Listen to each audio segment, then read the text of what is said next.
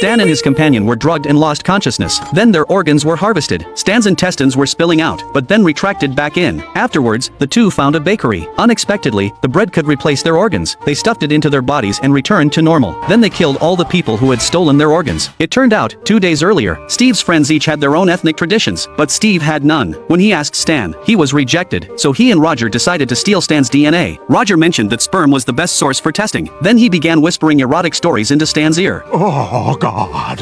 The next day, Stan received the test results. He confronted Steve, only for Steve to discover they were actually of Canadian descent. Then the flag changed to the Canadian flag. Steve was overjoyed, and even transformed Klaus into a Canadian moose. Later, Steve was invited to visit the land of his ancestors. Stan had no choice but to ride Klaus to find Steve. Then people claiming to be Stan's relatives came out to welcome him. They celebrated Stan's arrival. After drinking syrup, the two passed out. When they woke up, they realized their organs were missing. It turned out to be a scam. The so-called DNA test was just a way to find compatible organ matches. Then the man died.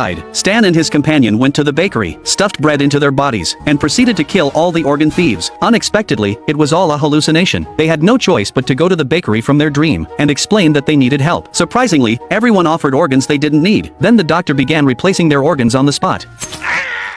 They're just giving us their organs? Yeah, Dad. The #1 cause of death in Canada is friendliness.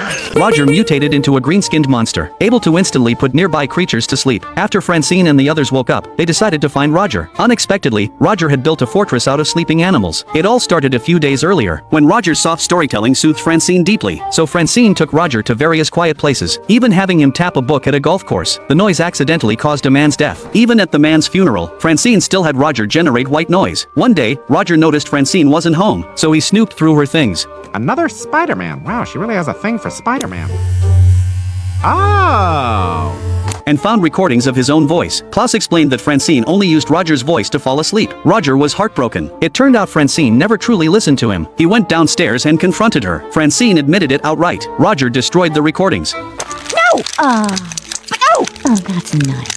Then decided to go to Chernobyl to prevent Francine from hearing his voice again. Without Roger's ASMR, Francine was on the verge of a breakdown. They took a CIA private jet to Chernobyl. Francine warned they only had 5 hours there. Meanwhile, Roger was being urged to leave the area, but he ended up causing that person's death. When Francine found Roger, he transformed into a green monster and used his power to hypnotize every living thing around. Francine woke up to find 4 hours had passed. While searching for Roger, they discovered a fortress made of sleeping creatures. Francine climbed to the top of the tower. Roger said he wouldn't forgive them, but then Francine plugged her ears. Roger was stunned. Then Francine repeated words Roger had once said to her. Deeply moved, Roger forgave them. Just then, Klaus's tail fell off. They had to leave immediately. On the plane, Roger and Francine talked things through, and Klaus's tail also had a lot to say.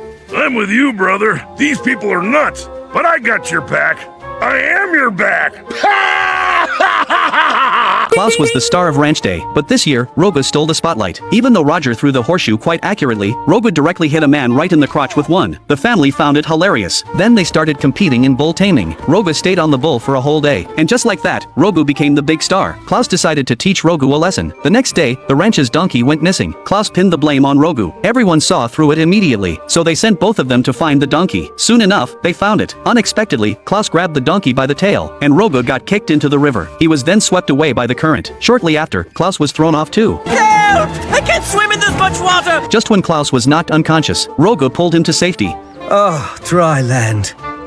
Dry land! I need water! Then Roga used a thermos lid to scoop some water, and placed Klaus inside it. They suffered many injuries trying to find their way back. In order to get a meal, Roga put the eaten eagle egg on his head, pretending to be a baby eagle so he could keep eating, but Klaus didn't want to eat. Then they were discovered, and an eagle started chasing them. Rogu impaled the eagle with a stick. Suddenly, a mountain lion rushed out, and sent Klaus flying. Just as Klaus was about to be eaten, Rogu leaped into action. He sliced the mountain lion in two. Rogu was just too kind. Even though Klaus kept setting him up, he still forgave Klaus. Just as the two were about to head back, Rogo missed his step, and fell off a cliff into a mine shaft. Because Rogo was so kind, Klaus had no intention of helping him. But surprisingly, Rogo managed to climb up. Klaus quickly claimed he was just joking. Just as Rogo was almost up, the rocks loosened, and Rogo fell back down, this time with his arm pinned. Then Klaus left, satisfied.